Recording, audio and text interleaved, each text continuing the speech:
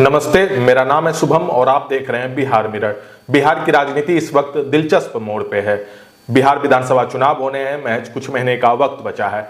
लेकिन जो बिहार की राजनीति को लंबे अरसे से समझ रहे हैं, जो बिहार की राजनीति को समझते हैं, वैसे लोगों का मानना है कि बिहार विधानसभा चुनाव 2025 अन्य चुनावों से थोड़ा अलग है।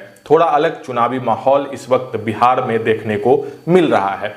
अब तक बिहार की राजनीति में जाति और धर्म आधारित वोट बैंक की राजनीति देखने को मिलती थी, लेकिन इस बार बिहार विधानसभा चुनाव 2025 में सिर्फ जाति और धर्म के आधार पे चुनावी एजेंडे नहीं सेट हो रहे, बल्कि इस बार चुनावी माहौल में कई अहम मुद्दे हैं। चाहे वो शिक्षा की बात हो, रोजगार की बात हो, पलायन की बात हो, तमाम ऐसे अहम मुद्दे हैं जिसपे भी चर्चा जोरों शोरों से हो रही है। लेकिन अब तक जो बिहार की राजनीति को समझने वाले लोग हैं वो मानते हैं कि बिहार की राजनीति में जाति और धर्म आधारित जो वोट बैंक की राजनीति है, या फिर जो जाति आधारित राजनीति है, धर्म आधारित राजनीति है, वो सर्वोच्च रही है। लेकिन 2025 का जो चुनाव होने जा रहा है, इसमें शिक्षा, रोजगार, पलायन जैसे कई अहम मुद्दे हैं जिस पे चर्चा देखने को मिल रही है। यही वजह है कि बिहार विधानसभा चुनाव 2025 अलग चुनावी माहौल सेट करता हुआ दिख रहा है। देखिए, प्रशांत किशोर जन स्वराज के संस्थापक तीसरे फ्रंट के रूप में लगातार चुनावी मैदान में दमखम के साथ हैं। लगातार बिहार बदलाव यात्रा के तहत घूम रहे हैं, जन समर्थन भी दिख रहा है। और प्रशांत किशोर लगातार ऐसे कई अहम मुद्दे को लेकर के लगातार लोगों को समझा भी रहे हैं कि जब आप वोट देने जाइए तो किस आधार पर दीजिए। लंबे अरसे से प्रशांत किशोर यह काम कर रहे हैं और यही वजह है कि बिहार की राजनीति में सिर्फ इस बार जाति और धर्म की बात नहीं हो रही है, बल्कि शिक्षा, रोजगार, पलायन, तमाम ऐसे जो बिहार के अहम मुद्दे हैं उस पे बात हो रही है। और सिर्फ प्रशांत किशोर ही नहीं, बल्कि अलग अलग पार्टियां भी अब इस सारे एजेंडे पे बात कर रही है। यही वजह है, देखिए, एक तरफ नीतीश कुमार रोजगार को लेकर के ऐलान कर रहे हैं, दावा कर रहे हैं, दूसरी तरफ तेजस्वी यादव भी रोजगार को लेकर के, पलायन को लेकर के, डोमिसाइल को लेकर के तमाम ऐसे वादे हैं, तमाम ऐसे ऐलान हैं, योजनाओं का जिक्र है जो अलग अलग पार्टियां कर रही हैं।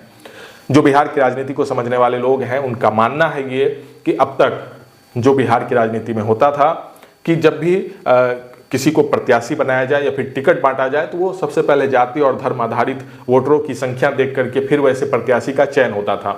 लेकिन इस बार सिर्फ जाति और धर्म आधारित नहीं, बल्कि क्षेत्र में क्या चुनावी समीकरण है, क्या एजेंडे हैं, किस तरह से शिक्षा पे बात हो, किस तरह से पलायन की स्थिति पे बात हो, बेरोजगारी पे बात हो, तमाम ऐसे मुद्दे हैं जिसको लेकर के अलग अलग पार्टियां बिहार की राजनीति में इस वक्त चर्चाएं जो हैं वो सबसे आगे आकर के कर रही है। यही वजह है कि 2025 का चुनाव अन्य चुनावों से बिहार के लिए खास तौर से थोड़ा अलग माना जा रहा है और सभी पार्टियों के लिए कहीं ना कहीं संघर्ष की स्थिति है। यही वजह है कि देखिए, कई जगह से ऐसी भी तस्वीरें आई कि कई राजनेताओं को जनता ने खदेड़ दिया, भागना पड़ा, कई सवाल पूछ लिए गए। तो अब जो ये माहौल है, जो बिहार का चुनावी माहौल है, वो बिल्कुल बदलता हुआ दिख रहा है।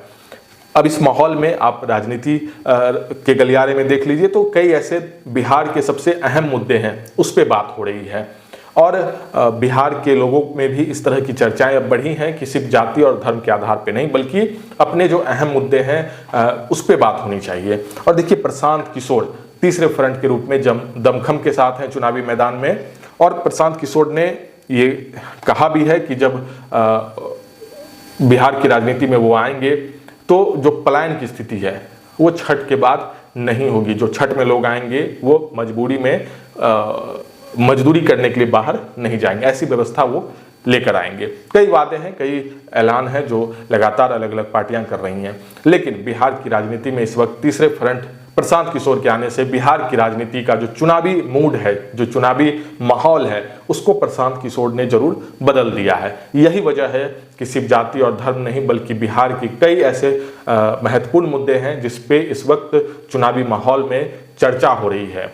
और देखिए कि प्रशांत किशोर ये भी कह रहे हैं कि अब तक डर करके भी लोग वोट करते थे, क्योंकि विकल्प नहीं था। अगर उन्हें एनडीए से बचना है तो महागठबंधन को वोट करते थे, लालू राज से बचना है तो एनडीए को वोट करते थे। लेकिन अब उनके पास एक तीसरा फ्रंट है जहां पे बिहार के अहम मुद्दे की बात हो रही है।